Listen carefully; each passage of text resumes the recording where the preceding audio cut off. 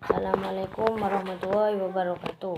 Nama saya Dewi Rusmiati Kiptiah, kelas 2C dari Prodi PAUD. Di sini saya akan menyampaikan tentang subjek pendidikan.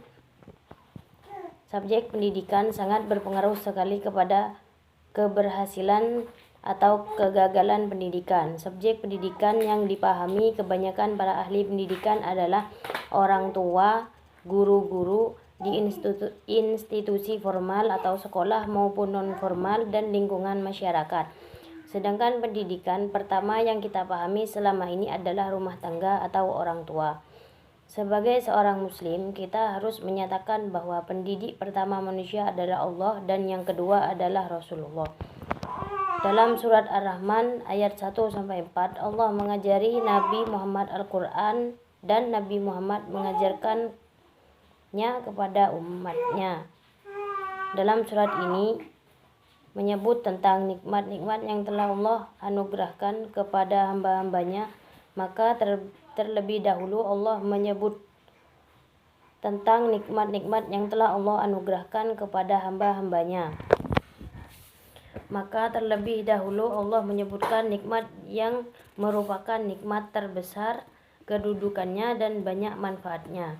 Bahkan paling sempurna faidahnya, yaitu nikmat diajarkannya Al-Quranul Karim. Disebutkan pula dalam penciptaan manusia, khusus disebutkan karena manusia adalah makhluk yang paling mulia. Hanya manusia yang memiliki jasmani yang paling sempurna. Dengan otak dan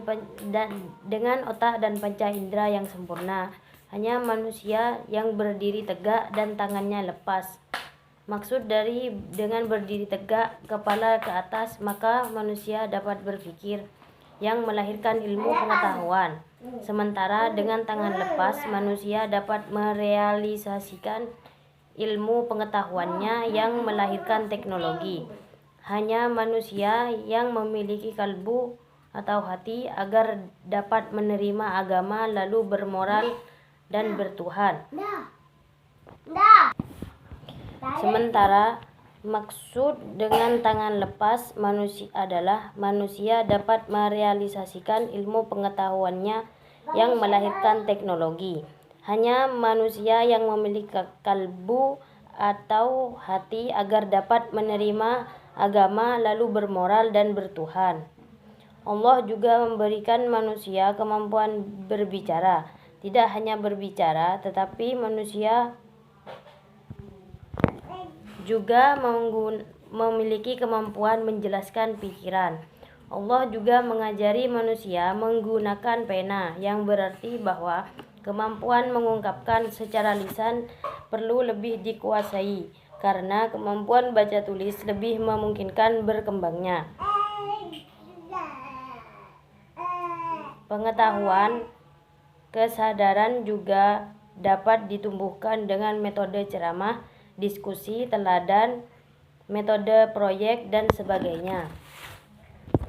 Di antara subjek pendidikan guru adalah malaikat. Guru, nabi, dan malaikat. Guru, nabi adalah malaikat sebagai asisten Tuhan.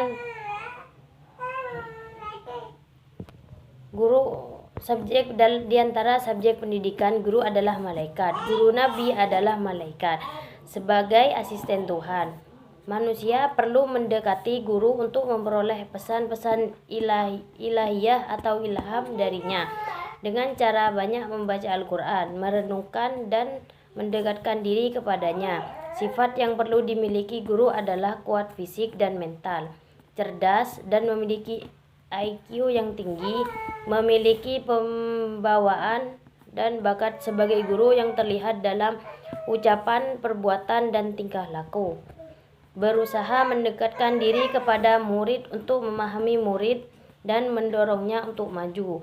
Mendalami karakter murid dan dalam kesulitan mereka untuk didorong maju sesuai bakat dan minat yang dimiliki, serta membantu dalam kesulitan. Metodenya adalah latihan, pembiasaan, demonstrasi, dan lain sebagainya. Guru perlu disiapkan secara khusus agar memiliki kompetensi, kepribadian, sosial, dan profesional. Penghargaan terhadap guru harus memadai, supaya mereka dapat mencurahkan perhatian sepenuhnya kepada tugas. Pendidikan itu harus berhasil menciptakan manusia-manusia yang baik dan bersih, yang tidak hanya memahami ilmu empiris, tetapi juga mampu mengetahui kebenaran hakiki segala sesuatu. Ilmu seorang guru harus memadai untuk mampu menjalankan tugasnya secara profesional. Ilmu yang lebih tinggi adalah ilmu tentang hakikat, yaitu apa makna suatu peristiwa empiris yang untuk masa yang akan datang. Ilmu itu disebut ilmu laduni, yang diberikan khusus oleh Allah kepada orang yang suci dan dekat dengannya, dan menjelaskan kepada kita bahwa Nabi Khidir adalah subjek pendidikan. Kita dianjurkan untuk berlaku sopan kepada guru. Kita juga diperintahkan untuk mencari ilmu tidak hanya di sekolah, tetapi dimanapun kita berada. Sekian dari saya. Terima kasih. Wassalamualaikum warahmatullahi wabarakatuh.